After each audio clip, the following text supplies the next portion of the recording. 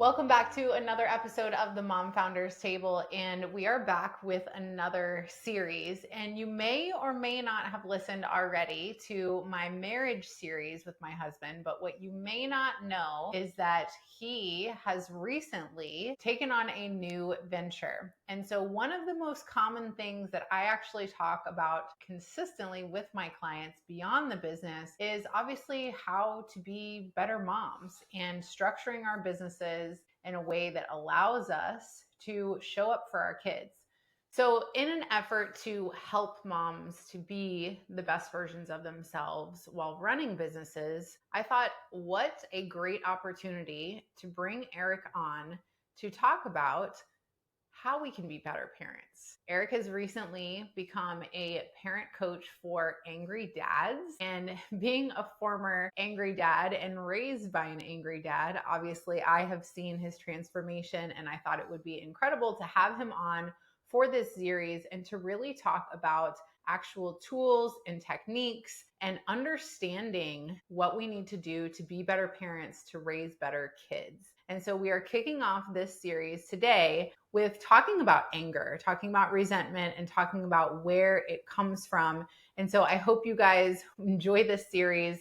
This again will be a 3-part series with both of us, and I'm going to be doing more question asking to him to really pull out all of the goodness for you guys. So, babe, welcome back. Thank you. You know me better than anybody else, and you know how much I love to talk. So this is in my wheelhouse. We apologize in advance for the 3-hour podcast. It's going to have to be edited heavily. A lot of diatribes and tirades incoming. We will try to keep it short because we know that you are busy, but we want to make sure and make the best and the most out of these few minutes in each parts of this series for you. And so let's talk about anger and what are some of the most common reasons why parents experience anger, especially if they are like us and they are ambitious entrepreneurs? Before I answer, could I ask you, do you want to know why we feel anger or why we express it in unhealthy ways? I would like to know both. Okay. Walk me through, help me to understand more about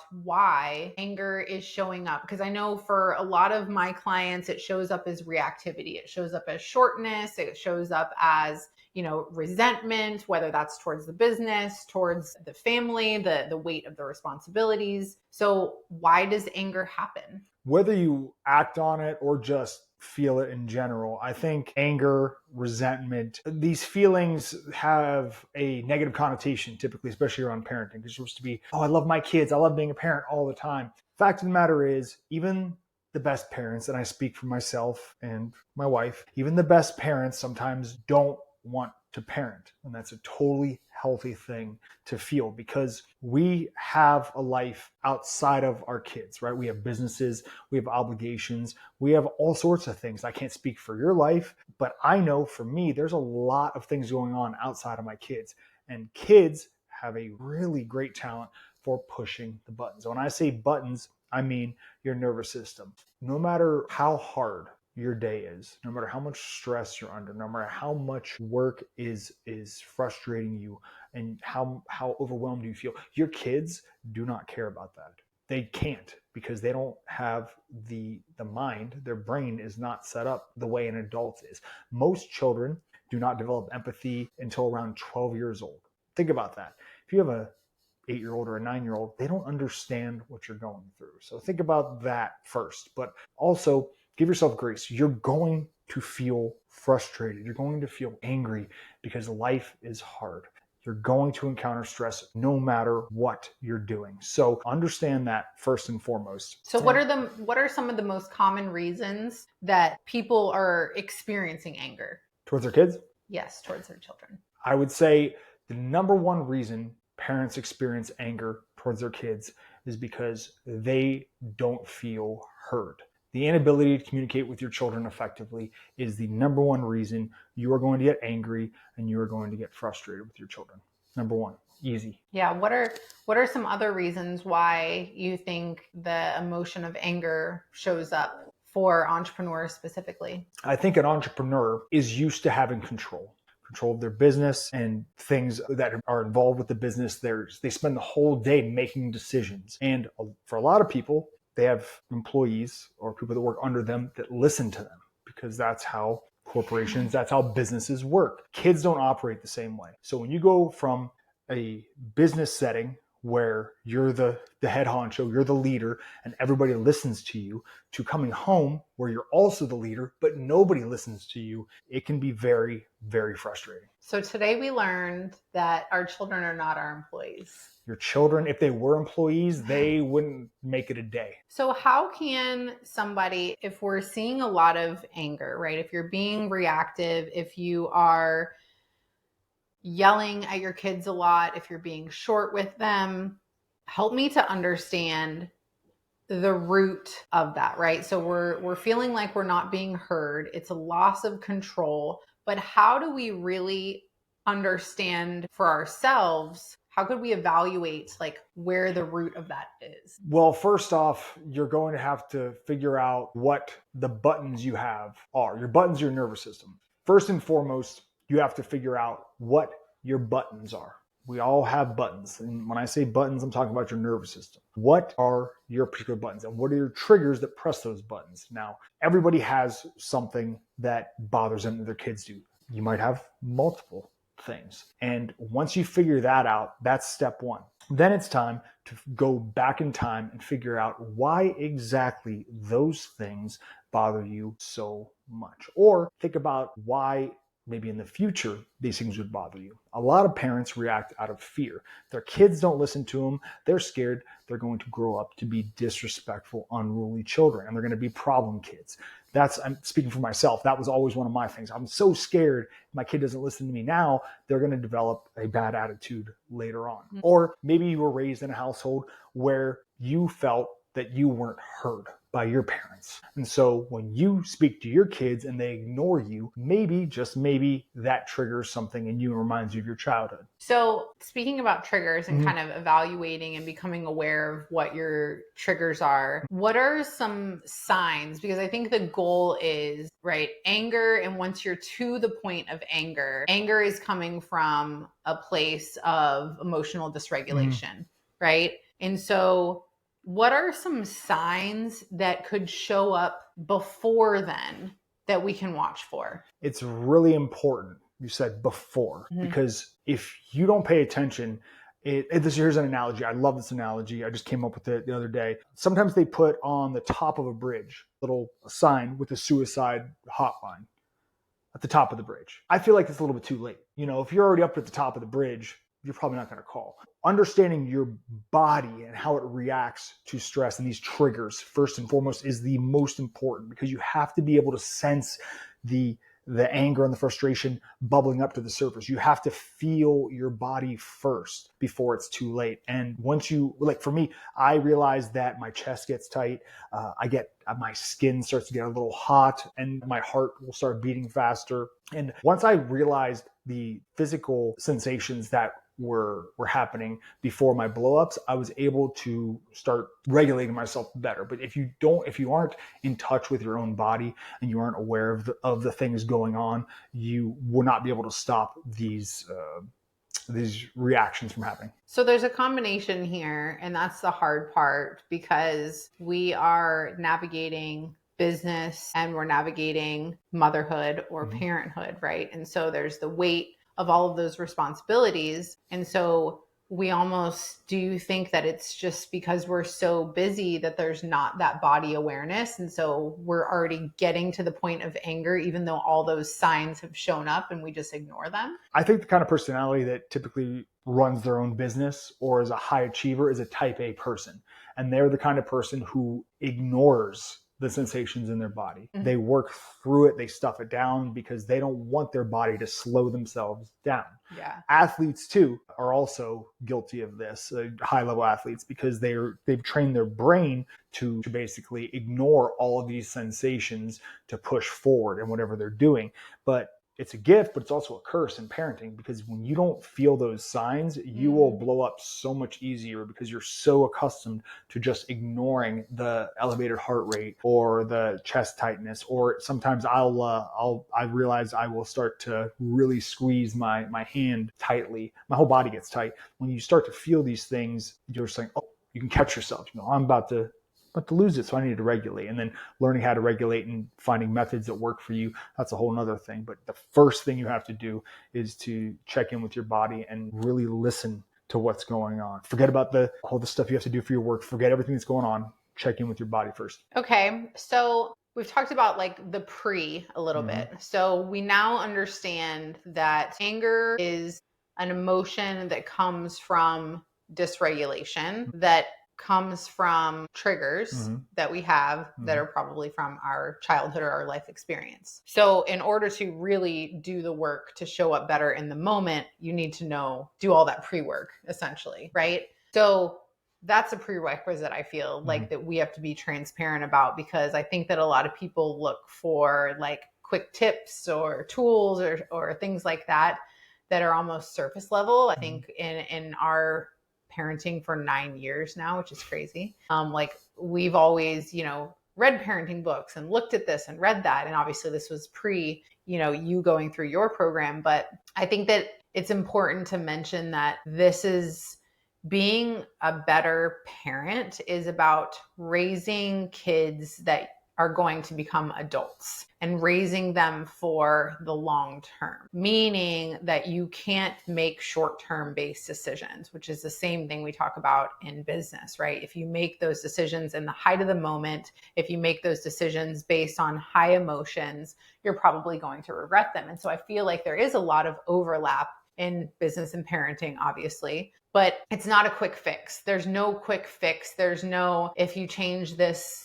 one little word that you're using, it changes everything. It really is a combination. But I think what I'm hearing you say and what I now understand is that we essentially have to fix us first instead of focusing so much on trying to control our children's behavior. I mean, that was the biggest aha moment for me. When I started this process of learning how to be a parent coach, I figured they'd teach us all this stuff about how to talk to kids, which is part of it.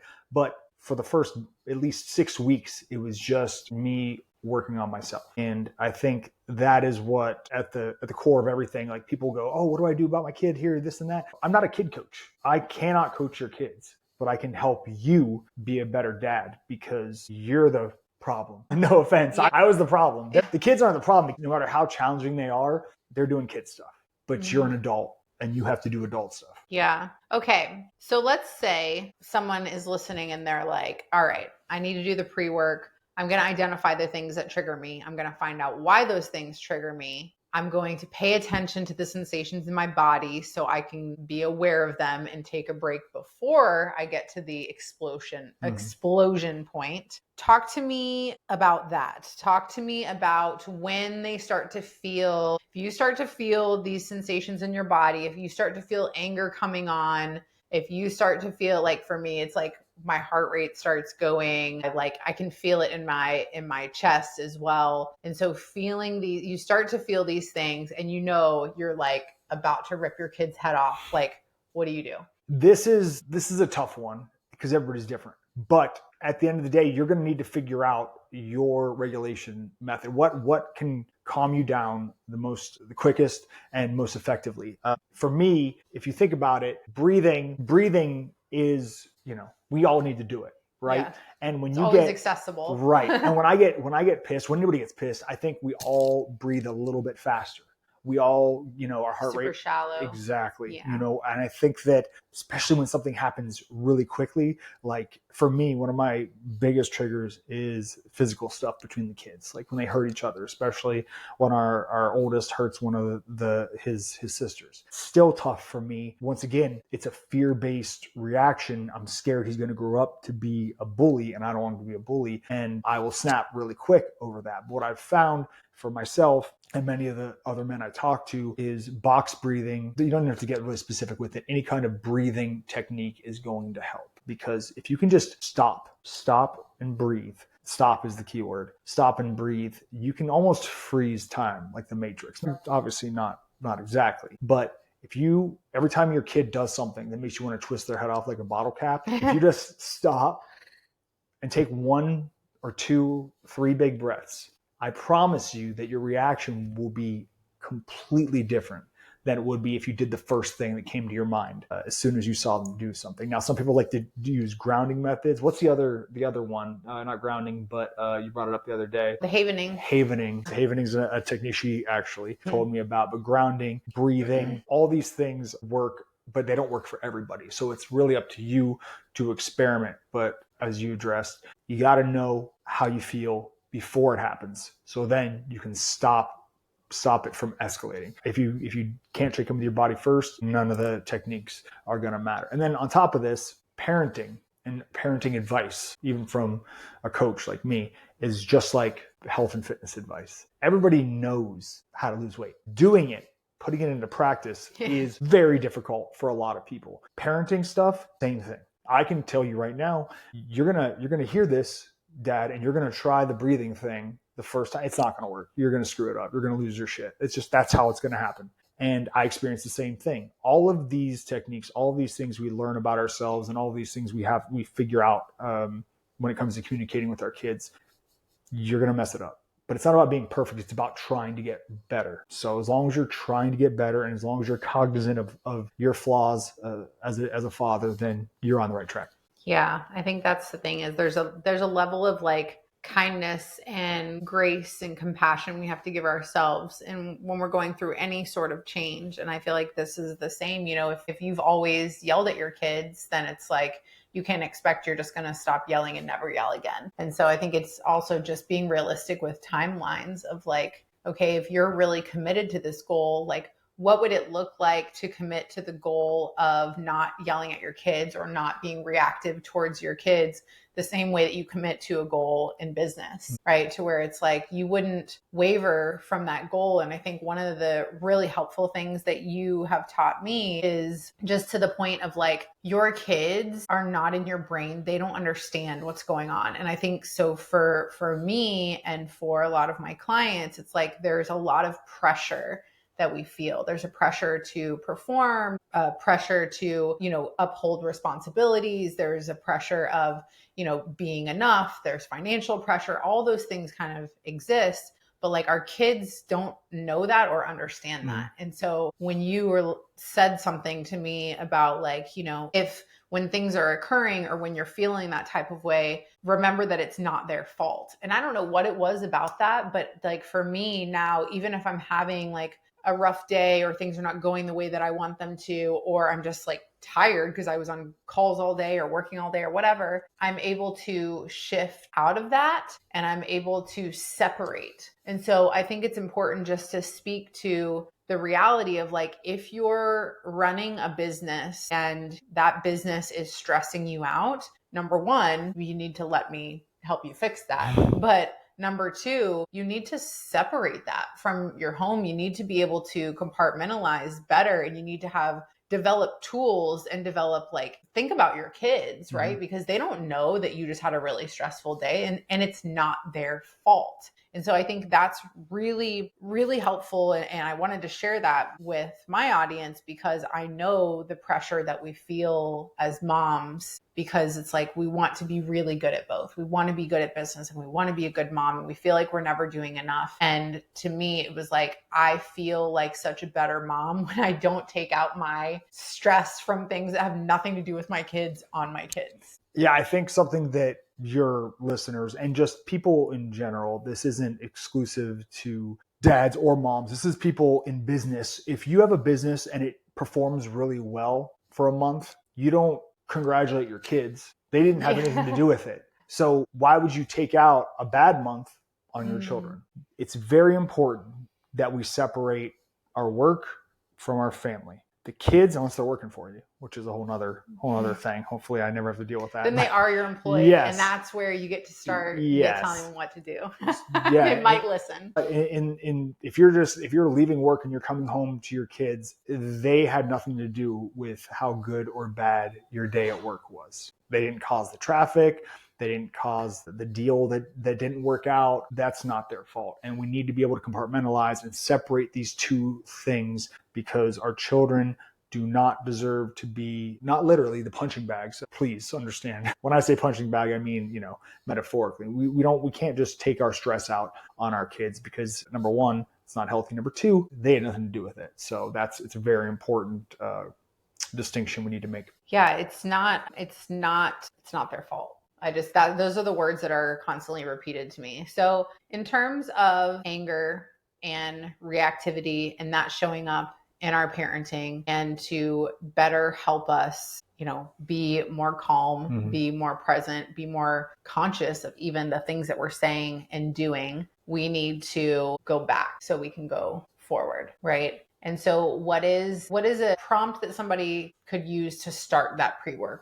Give them a starting point of like, okay, they know that this is not easy. There's no quick fix, but what is like their starting point right now if they want to be less reactive? That is a really good question. I think that I can't speak for everybody, but I can speak for myself, and I can speak for a lot of men that I've spoken to. And I do not know how this works with women, but I imagine it's pretty much the same. If you go back, you're going to realize, if you don't already realize, you were raised by somebody who was very reactive.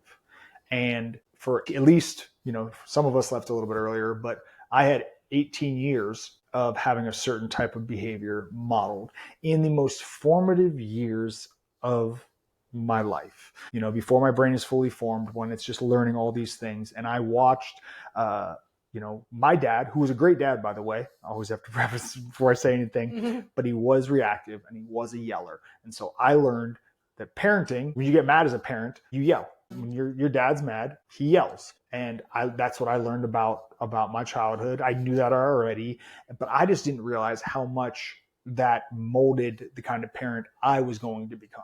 I never set out to say, I never set out to not be him. I never even thought it was that big of a deal.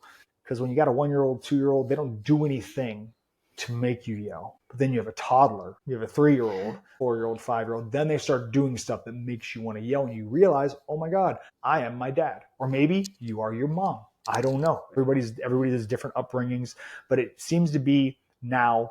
I feel like from 3 to 4, you should be allowed to yell at them. They're demons. I don't want to go out that far.